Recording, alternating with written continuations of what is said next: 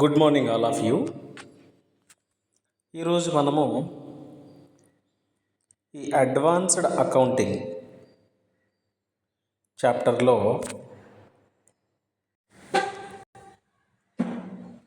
Non trading concerns గురించి చూద్దాము. ఇక్కడ ప్రాబ్లం ఏమిచ్చాడంటే, the following is the receipts and payments account for Delhi football association for the first year ending 31st December 2020. అంటే ఈ Delhi football association ఏదైతే ఉందో ఈ ఆర్గనైజేషన్కి సంబంధించినటువంటి రిసీట్స్ అండ్ పేమెంట్స్ అకౌంట్ని మనకి ఇవ్వడం జరిగింది. ఇచ్చి వాళ్ళు ఏం చెప్తున్నారు అంటే,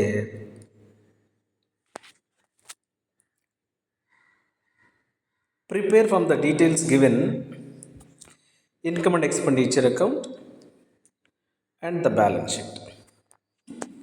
ఇన్కమ్ అండ్ ఎక్స్పెండిచర్ అకౌంటు అలాగే బ్యాలెన్స్ షీట్ ఈ రెండింటినీ ప్రిపేర్ చేయండి ఇక్కడ ఇచ్చినటువంటి ఇన్ఫర్మేషన్తో అని మనకు చెప్తున్నారు.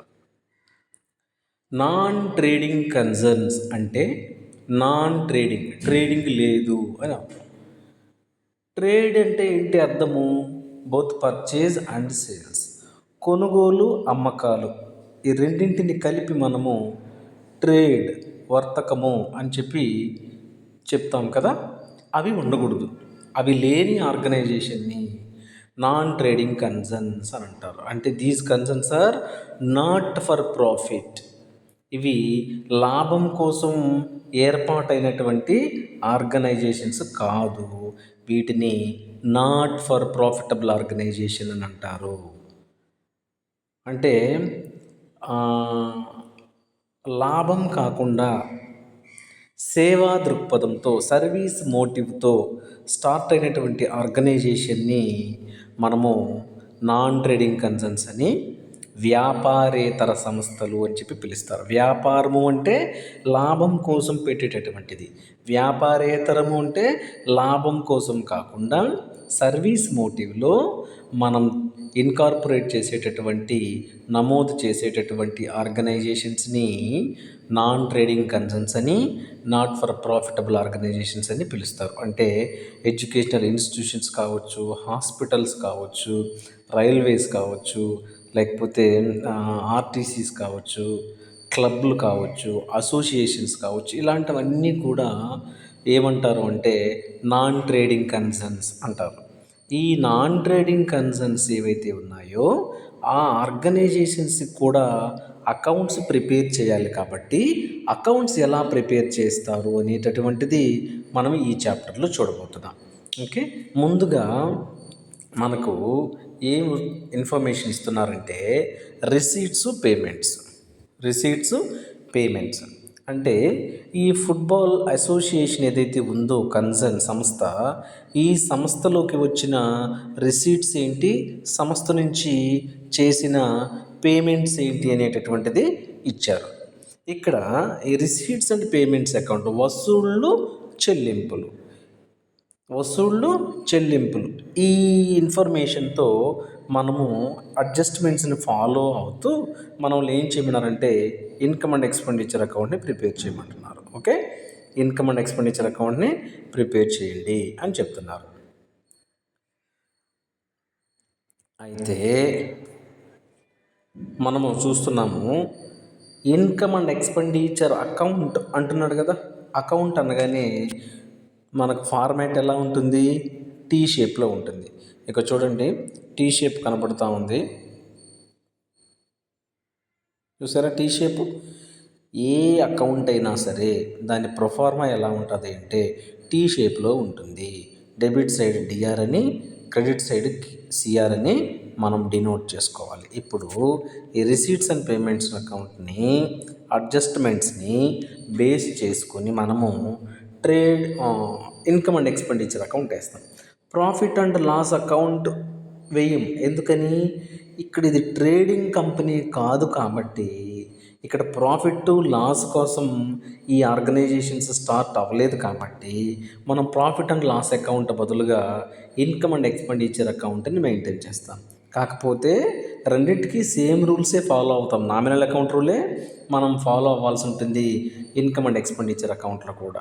ఇక్కడ కూడా మనం ఏం చేస్తామంటే ఇప్పుడు ప్రజెంట్ మనమున్న కరెంట్ ఇయర్ ఏంటనేది అక్కడ మనకు పైన హెడ్డింగ్లో ఇచ్చాడు చూసారా, 31st December 2020.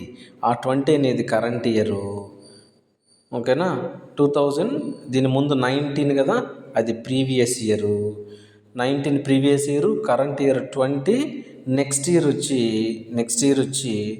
21. ఈ మూడు చాలా జాగ్రత్తగా చూసుకోవాలి. ఎందుకంటే అడ్జస్ట్మెంట్స్ ఇచ్చినప్పుడు కరెంట్ ఇయర్ మాత్రం యాడ్ చేసుకోవాలి, ప్రీవియస్ ఇయర్ కానీ నెక్స్ట్ ఇయర్ కానీ మైనస్ చేసుకోవాలి.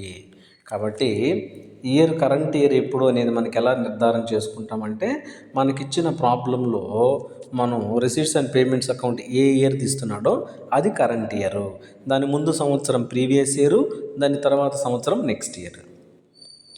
ఇది కూడా గుర్తుపెట్టుకోవాలి. ఇప్పుడు రిసీట్స్ పేమెంట్స్ అకౌంట్స్ని బేస్ చేసుకుందాం. Receipts debit side, payments credit side ఉన్నాయి. ఎందుకంటే రిసీట్స్ వస్తే డెబిట్ కదా, కాబట్టి వచ్చినటువన్నీ డెబిట్లో రాస్తాం. పేమెంట్స్ మనం నుంచి పే చేస్తే అమౌంట్ వెళ్ళిపోతూ ఉంది కదా, కాబట్టి వెళ్తే క్రెడిట్ చేయాలి కదా, అందుకని పేమెంట్స్ని క్రెడిట్ చేస్తున్నాం. ఇప్పుడు మనం ప్రిపేర్ చేయాల్సిన అకౌంట్ ఏంటి, income and expenditure account prepare చేయాలి. చూడండి, హెడ్డింగ్ ఇలా పెట్టుకున్నాం, Delhi football association income and expenditure account 31st March 2020. అంటే ఈ అకౌంట్లో ఈ ఇయర్కి సంబంధించిన నెట్ ఇన్ఫర్మేషన్ మాత్రమే మనం చూపెట్టాలి. నెట్ ఇన్కమ్ చూపెడతాము, నెట్ ఎక్స్పెండిచర్ చూపెడతాము, రిమైనింగ్వి మైనస్ చేసేస్తాం. లాస్ట్ ఇయర్ ఉన్నా తీసేస్తాము, నెక్స్ట్ ఇయర్ ఉన్నా తీసేస్తాము. ఈ ఇయర్కి సంబంధించినవి మాత్రమే మనము అడ్జస్ట్ చేయాల్సినటువంటి పని చేయాలి మనం. ఓకే, ఇప్పుడు చూద్దాం. యాక్చువల్గా పేమెంట్స్ వైపు చూస్తే మనకు ఎక్స్పెండిచర్ కనబడతాయి, రిసీట్స్ వైపు చూస్తే ఇన్కమ్స్ కనబడతాయి. ఓకేనా, పేమెంట్స్ని చూసి ఎక్స్పెండిచర్ రాయాలి, రిసీట్స్ని చూసి ఇన్కమ్స్ని రాసుకోవాలి. ఇదొక పాయింట్ గుర్తుపెట్టుకోవాలి. ఓకేనా, ఆ తర్వాత ఇక్కడ చూసినట్లయితే ప్రాబ్లం చూడండి. ఈ ప్రాబ్లం ఏం చెప్పినాడంటే డొనేషన్స్, మనకు బయట నుంచి డొనేషన్ విరాళం వచ్చిందంట, 50,000 వచ్చిందంట ఒకటి. తర్వాత మనము reserve fund, life membership fee, entrance fee, ఈ మూడు మనకు వస్తే వాటిని ఏం చేసినామంటే 4,000 రూపీస్ని రిజర్వ్ ఫండ్ కింద పెట్టుకున్నామంట దాన్ని. ఓకేనా, ఇంకొకటి రిసీట్స్ ఫ్రమ్ ఫుట్బాల్ మ్యాచెస్ ద్వారా మన ఆర్గనైజేషన్లోకి వచ్చిన అమౌంట్ ఎంత అంటే 8,000. ఎంత వచ్చింది, 8,000. సో అలా డొనేషన్స్ ఆఫ్ 50,000 వచ్చింది. తర్వాత life membership fee, entrance fee, ఇవి కలిపి ఒక 4,000 వచ్చింది, అదొక రిజర్వ్ ఫండ్ అనుకున్నాం మనము. ఫుట్బాల్ మ్యాచెస్ నుంచి ఒక 8,000 వచ్చింది.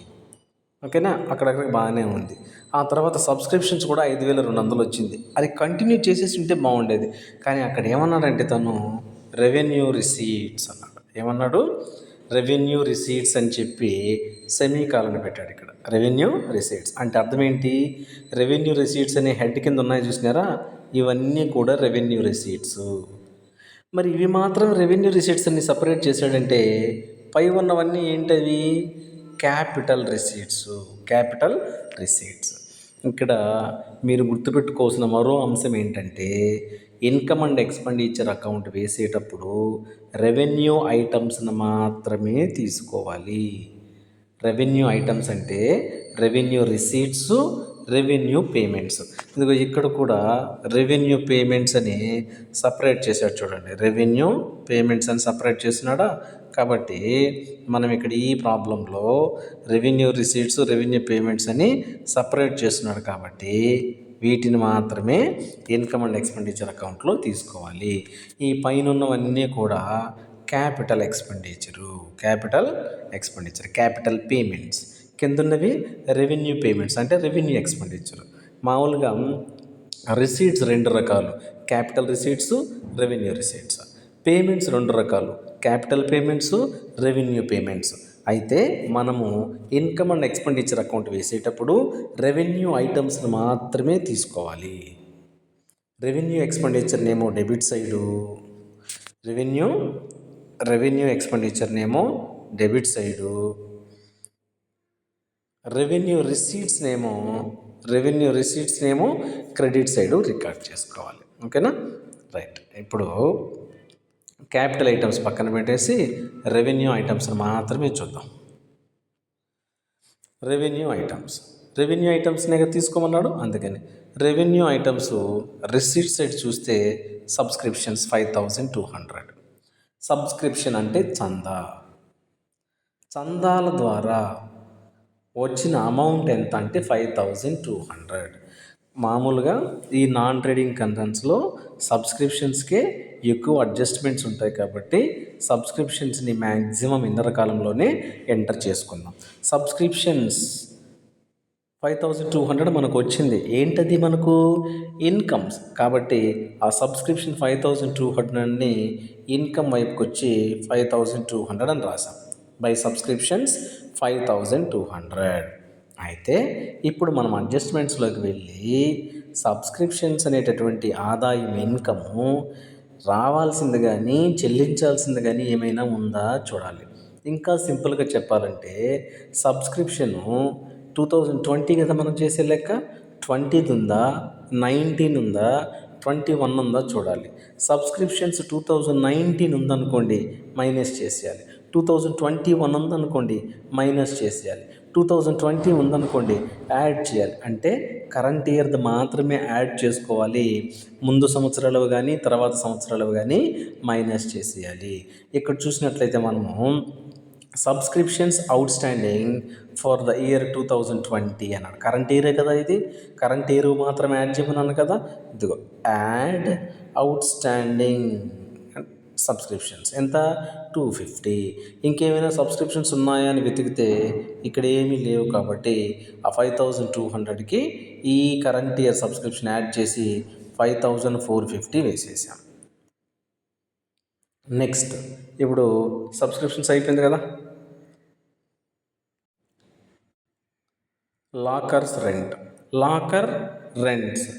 లాకర్స్ ప్రొవైడ్ చేయడం వలన మనకు రెంట్ అనేది వచ్చిందంట. ఏమవుతుంది మనకది ఇన్కమ్. మనకు వచ్చిన అమౌంట్లో మనకు ఆదాయాలు అవుతాయి కాబట్టి దాన్ని కూడా మనం ఏం చేస్తామంటే ఇన్కమ్ సైడ్ వేసుకోవాలి. దానికి అడ్జస్ట్మెంట్ ఏమన్నా ఉందా అని అడ్జస్ట్మెంట్స్లో వెతికితే ఎక్కడ అడ్జస్ట్మెంట్స్ లేదు కాబట్టి డైరెక్ట్గా లాకర్స్ రెంట్ అని రాసి 50 రూపీస్ ఇన్కమ్ పక్క చూపెట్టేసుకున్నాం. 2 అయిపోయినాయి. మూడోది ఇంట్రెస్ట్ ఆన్ సెక్యూరిటీస్ అంటే షేర్లు, డిబెంచర్లు. షేర్ల పైన వచ్చేటటువంటిది డివిడెండ్స్, డిబెంచర్ల పైన వచ్చేది ఇంట్రెస్ట్. అంటే ఇక్కడ ఇంట్రెస్ట్ ఆన్ సెక్యూరిటీస్ అంటే ఇంట్రెస్ట్ ఆన్ డిబెంచర్స్ అయి ఉండొచ్చు. కాబట్టి ఇంట్రెస్ట్ ఆన్ డిబెంచర్స్ అయినా లేకపోతే డివిడెండ్స్ ఆన్ సెక్యూరిటీస్ అయినా మనకు వచ్చింది ఇన్కమ్ కాబట్టి ఆ ఇన్కమ్ను మనం ఇక్కడ రికార్డ్ చేసేస్తున్నాం. 240 ఇంట్రెస్ట్ ఆన్ సెక్యూరిటీస్ 240. ఇక్కడ అడ్జస్ట్మెంట్స్లో ఇన్కమ్కి సంబంధించి ఇంట్రెస్ట్కి సంబంధించి అడ్జస్ట్మెంట్ ఉందని చెక్ చేసుకోవాలి. ఏమీ లేదు కాబట్టి డైరెక్ట్గా అవుటర్ కాలంలో 240 అని మెన్షన్ చేసేసాం. ఇకపోతే సండ్రీస్ అలా ఇంకేవో వివిధ రకాలుగా ఒక 350 రూపాయలు కూడా రకరకాల అమౌంట్లు మనకు వచ్చుండాయి. అవి కూడా మనకి ఇన్కమే కాబట్టి ఆ ఇన్కమ్ను కూడా మనం ఏం చేస్తున్నాము ఇన్కమ్ సైడ్కి వచ్చి 350 రూపీస్ రాసేస్తాం. ఇన్కమ్స్ 350 సండ్రీస్ అని రాసి 350 వేసేసినాం. ఇలాగా ఇన్కమ్స్ ఏవైతే ఉన్నాయో రిసీట్ సైడు రెవెన్యూ రిసీట్స్ వీటి వరకు మాత్రం మనం ఏం చేసాము ఇన్కమ్ అండ్ ఎక్స్పెండిచర్ అకౌంట్లో ఇన్కమ్ సైడ్ వేసేసాం. ఇక పేమెంట్స్ వైపుకి వస్తే ఇవన్నీ కూడా క్యాపిటల్ పేమెంట్స్ కదా. మనం ఇన్కమ్ అండ్ ఎక్స్పెండిచర్ అకౌంట్లో ఏవి తీసుకోవాలి, ఓన్లీ రెవెన్యూ పేమెంట్స్, రెవెన్యూ రిసీట్సే కదా. ఇప్పుడు రెవెన్యూ రిసీట్స్ రాసేసాం ఇన్కమ్స్ వైపు. ఇప్పుడు రెవెన్యూ పేమెంట్స్ రాయాలి ఎక్కడ, ఎక్స్పెండిచర్ వైపు. ఒకసారి చూద్దాం. రెవెన్యూ పేమెంట్స్ ఫస్ట్ ఏం ఇచ్చాడు, శాలరీస్ ఇచ్చాడు. ఇదిగో చూడండి 2 శాలరీస్ అని రాసుకుంటున్నాం డెబిట్ సైడ్. ఇప్పుడు ఎక్స్పెండిచర్ డెబిట్లోనే ఉండాలి కాబట్టి డెబిట్లో 2 శాలరీస్ అని రాసాం. ఓకేనా, 2 శాలరీస్ రాసి అడ్జస్ట్మెంట్ ఏమన్నా ఉందని చెక్ చేస్తే శాలరీస్ అన్పెయిడ్ అంటే ఇంకా చెల్లించని జీతాలు ఏ సంవత్సరంవి 2020వి. 2020 అంటే కరెంట్ ఇయర్ కదా, కరెంట్ ఇయర్కి సంబంధించినటువంటి అడ్జస్ట్మెంట్లని యాడ్ చేయాలనుకున్నాం కాబట్టి ఈ 1000 రూపీస్ని ఇక్కడ శాలరీస్కి యాడ్ చేసి టోటల్ 1970 అవుటర్ కాలంకి పంపించేసాం. సో శాలరీ అయిపోయింది. నెక్స్ట్ ఏముంది, వేజెస్. వేజెస్ కూడా ఎక్స్పెండిచరే కదా, ఇవన్నీ ఎక్స్పెండిచర్సే, పేమెంట్స్ అన్నీ ఎక్స్పెండిచర్సే. సో వేజెస్ కూడా ఎక్స్పెండిచర్ కాబట్టి ఎక్స్పెండిచర్ వైపు వేసుకున్నాను. 2 వేజెస్ 600 వేసుకున్నాను. అయితే ఇక్కడ దీనికి కూడా అడ్జస్ట్మెంట్ ఉంది. వేజెస్ అన్పెయిడ్ అంటే చెల్లించని వేతనాలు, wages payable, out standing wages అని అర్థం. ఇది ఏ ఇయర్ది, ఇది కూడా 2020ది కాబట్టి యాడ్ చేసి 690ని అవుటర్ కాలంగా పంపించాం. ఓకేనా, ఇప్పుడు శాలరీస్ అయిపోయింది, వేజెస్ అయిపోయింది. నెక్స్ట్ ఏముంది, ఇన్సూరెన్స్. ఇన్సూరెన్స్కి సంబంధించి అడ్జస్ట్మెంట్ ఏమన్నా ఉందంటే ఏమి లేదు. ఓకేనా, కాబట్టి ఇప్పుడు మనము ఇన్సూరెన్స్ని ఇక్కడ నేరుగా తీసుకొని వేసేసుకుంటాం. ఇదిగో ఇన్సూరెన్స్ వేసాము 350. ఆ తర్వాత ఇన్సూరెన్స్ అయిపోయిందిగా, నెక్స్ట్ టెలిఫోను, ఎలక్ట్రిసిటీ, సన్రీ ఎక్స్పెన్సెస్ 3 ఉన్నాయి. టెలిఫోన్కి అడ్జస్ట్మెంట్ లేదు, ఎలక్ట్రిసిటీకి అడ్జస్ట్మెంట్ లేదు, సన్రీ ఎక్స్పెన్సెస్కి అడ్జస్ట్మెంట్ లేదు. ఓకేనా, కాబట్టి 3 ఎక్స్పెన్సెస్ని డైరెక్ట్గా అవుటర్ కాలంలో వేసుకోవచ్చు. డైరెక్ట్గా అవుటర్ కాలంలో చూడండి, టెలిఫోను, ఎలక్ట్రిసిటీ, సన్రీ ఎక్స్పెన్సెస్ వేసేసామా. అయితే ఎలక్ట్రిసిటీ, టెలిఫోన్ ఓకే, సన్రీ ఎక్స్పెన్సెస్కి మాత్రం అడ్జస్ట్మెంట్ ఉంటుంది, మనం గమనించినట్లేదు. ఇంకా అవుట్ స్టాండింగ్ సన్రీ ఎక్స్పెన్సెస్ అన్నాడు. అవుట్ స్టాండింగ్ సన్రీ ఎక్స్పెన్సెస్ ఏ ఇయర్ అనేది చెప్పలేదు కాబట్టి మనం ఈ ఇయర్దే, కరెంట్ ఇయర్దే అని అనుకొని ఆ అవుట్ స్టాండింగ్ ఎక్స్ప్రెస్ని యాడ్ చేసుకొని ఈ సైడ్ వేసుకుంటున్నాం. ఓకేనా, ఇప్పుడు మనం ఏం చేయాలంటే నెక్స్ట్ అడ్జస్ట్మెంట్ డొనేషన్స్. ఏమన్నాడు, డొనేషన్స్. ఈ డొనేషన్స్ని ఏం చెప్తున్నాడంటే క్యాపిటలైజ్ చేసేయండి అంటున్నాడు. డొనేషన్ని క్యాపిటలైజ్ చేయండి, క్యాపిటల్కి తీసుకెళ్ళి యాడ్ చేసేసుకోండి, లేదా దాన్నే క్యాపిటల్ అనుకోండి. అంటే డొనేషన్స్ని క్యాపిటల్లా చూడాలి మీరు, అది క్యాపిటల్గా మార్చుకోండి అని చెప్తున్నాడు. అది దాని ఇన్ఫర్మేషన్. ఇప్పుడు మనము రెవెన్యూ రిసీట్స్ అన్నీ వేసేసినాము, రెవెన్యూ పేమెంట్స్ అన్నీ వేసేసినాము, అడ్జస్ట్మెంట్స్ అన్నీ కూడా కంప్లీట్ చేసేసినాం. ఇప్పుడు మనం ఏం చేయాలంటే income and expenditure account credit side ఉన్న టోటల్ ఎంతో చూడాలి, 6090. మరి డెబిట్ సైడ్ టోటల్ అంతా చేసుకుంటూ వచ్చి చూస్తే మనకేముందంటే ఇక్కడ వరకు కొంత అమౌంట్ వచ్చింది. ఇప్పుడు క్రెడిట్లో ఉన్న అమౌంట్లో నుంచి డెబిట్లో ఉన్న అమౌంట్ తీసేస్తే మనకు వచ్చిన బ్యాలెన్సింగ్ ఫిగర్ ఎంత అంటే 2470. అంటే క్రెడిట్ సైడ్ ఎక్కువ ఉంది, డెబిట్ సైడే తక్కువ ఉంది. క్రెడిట్ సైడ్ ఉండేవన్నీ ఇన్కమ్స్, డెబిట్ సైడ్ ఉండేవన్నీ ఖర్చులు. అంటే ఆదాయం ఎక్కువ ఉంది, ఖర్చులు తక్కువ ఉంది అంటే మన దగ్గర ఉండే డబ్బులు మనకి మిగిలి ఉంటుందా, తగులు ఉంటుందా? మిగిలి ఉంటుంది. కాబట్టి దాన్ని మనము సర్ప్లస్ అని రాస్తాం. ఏమని రాస్తాము, సర్ప్లస్, మిగులు అని రాస్తాం. ఇక్కడ కూడా excess of income over expenditure నుంచి చూసారా, ఎక్సెస్ ఆఫ్ ఇన్కమే ఎక్కువగా ఉంది ఓవర్ ఎక్స్పెండిచర్ కంటే అని. సో క్రెడిట్ సైడ్ ఉండే టోటల్లో నుంచి డెబిట్ సైడ్ ఉండే టోటల్ని తీసేస్తే మనకు వచ్చిన బ్యాలెన్సింగ్ ఫిగర్ ఎంత అంటే 2470. ఆ 2470 ఏంటి, సర్ప్లస్, మిగులు అని అంటాం. ప్రాఫిట్ అని చెప్పము, నాన్ ప్రాఫిటబుల్ ఆర్గనైజేషన్ కదా, అందుకని సర్ప్లస్, మిగులు అని చెప్పి మనము చెప్తాం. ఇలాగా ఇన్కమ్ అండ్ ఎక్స్పెండిచర్ అకౌంట్ని ప్రిపేర్ చేయాలి. Income and expenditure account prepare చేసిన తర్వాత మనము బ్యాలెన్స్ షీట్ ప్రిపేర్ చేయాలి. ఏం ప్రిపేర్ చేయాలి, బ్యాలెన్స్ షీటు ప్రిపేర్ చేయాలి. బ్యాలెన్స్ షీట్ ప్రిపేర్ చేయాలంటే మనకేం కావాలి, క్యాపిటల్ ఐటమ్స్ కావాలి. రెవెన్యూ ఐటమ్స్తో ఏం చేస్తాం మనము, ఇన్కమ్ అండ్ ఎక్స్పెండిచర్ అకౌంట్ వేస్తాం. మరి క్యాపిటల్ ఐటమ్స్తో ఏం చేస్తాము, బ్యాలెన్స్ షీట్ని ప్రిపేర్ చేస్తాం. క్యాపిటల్స్తో బ్యాలెన్స్ షీట్ని ప్రిపేర్ చేస్తాము. ఓకేనా, చూద్దాం. ఇవి కిందవి రెవెన్యూ రిసీట్స్ అంటే పైవి క్యాపిటల్ రిసీట్స్ కదా, అవునా? కాబట్టి వీటిని లయబిలిటీస్ అనుకుంటాము, వీటినేమో అసెట్స్ అనుకుంటాము. ఇప్పుడు చూడండి, పెవిలియన్ ఆఫీస్ కన్స్ట్రక్ట్ చేసినామంట 40,000 మన అసెట్. అది పెవిలియన్ ఆఫీస్ అనేది మనకి ఏమవుతుంది, అసెట్. కాబట్టి దాన్ని నేరుగా బ్యాలెన్స్ షీట్కి తీసుకెళ్ళాలి. అయితే దానికి సంబంధించిన అడ్జస్ట్మెంట్ ఏదైనా ఉందా అని ఒకసారి ఇక్కడ చూసినట్లయితే అడ్జస్ట్మెంట్ ఏం లేదు, డైరెక్ట్గా అవుటర్ కాలంలో వేసేసుకోవచ్చు. Pavilion office 40,000 asset.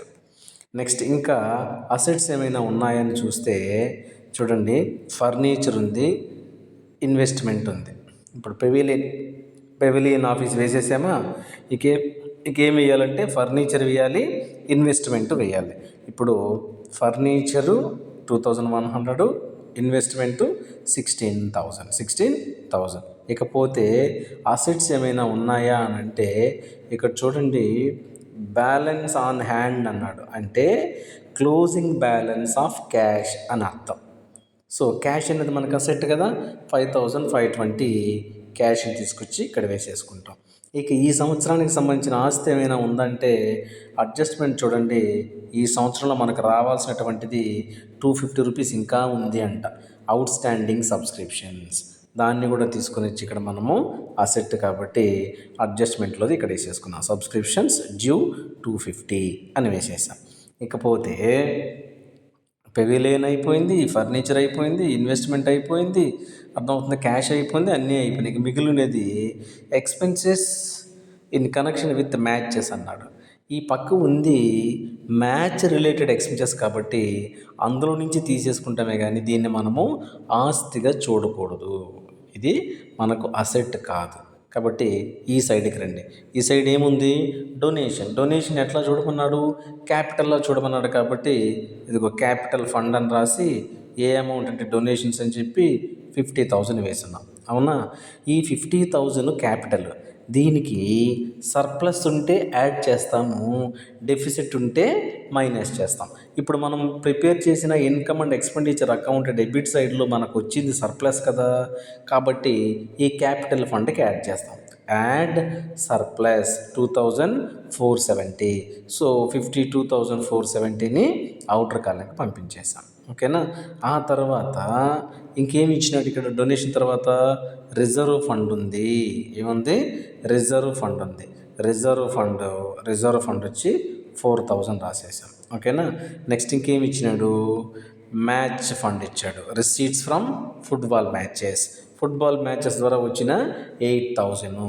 Football match ద్వారా వచ్చిన 8,000 మైనస్ మ్యాచ్ రిలేటెడ్ ఎక్స్పెన్సెస్ అని ఉంది కదా, క్రెడిట్ సైడ్, పేమెంట్ సైడ్లో అక్కడ 8,000 మనకు వస్తే 900 ఖర్చులు పోతే రిమైనింగ్ 7,100ని అవుటర్ కాలంకి పంపించాం. ఇంకనేమైనా ఉన్నాయా అంటే ఇప్పుడు చూడండి ఒక్కసారి బ్యాలెన్స్ షీట్లో ఏమేమి వేసినామంటే డొనేషన్స్ వేసేసినాము, రిజర్వ్ ఫండ్ వేసినాము, మ్యాచ్ ద్వారా వచ్చిన అమౌంట్ వేసాము, పెవిలియన్ ఆఫీస్ వేసాము, ఇది కంప్లీట్ అయిపోయింది, ఫర్నిచర్ అయిపోయింది, ఇన్వెస్ట్మెంట్ అయిపోయింది. ఇవన్నీ ఎలాగో మనము ఇన్కమ్ అండ్ ఎక్స్పెండిచర్ అకౌంట్లో వేసేసినాం కదా, అయిపోయినాయి. ఇప్పుడు అడ్జస్ట్మెంట్లు చూసుకున్నట్లయితే సబ్స్క్రిప్షన్స్ అనేది అడ్జస్ట్మెంట్లో ఉంటే ఎన్నిసార్లు రావాలి, 2 టైమ్స్ రావాలి.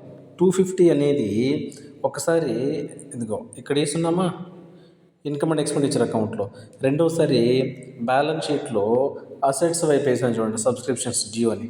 సో 2 టైమ్స్ కంప్లీట్ అయిపోయినట్టేనా అది.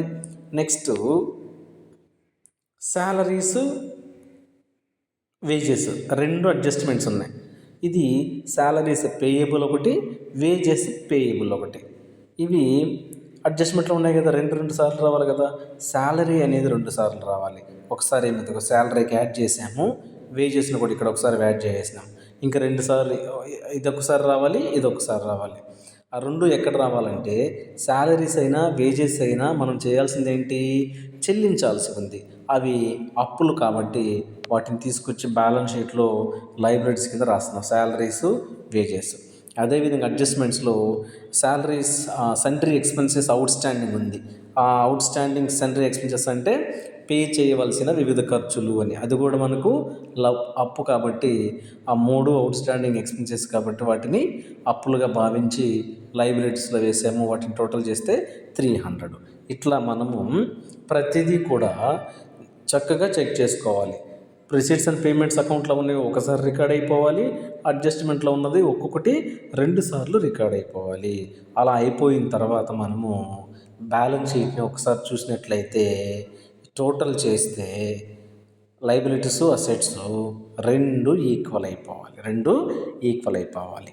అది మనము చేసేటటువంటి బ్యాలెన్స్ షీట్. ఓకేనా? ఇది మనకు నాన్ ట్రేడింగ్ కన్సర్న్స్లో ఇన్కమ్ అండ్ ఎక్స్పెండిచర్ అకౌంట్తో పాటు క్లోజింగ్ బ్యాలెన్స్ షీట్ వేసేసేటువంటి మెథడ్ ఇది. ఓకే.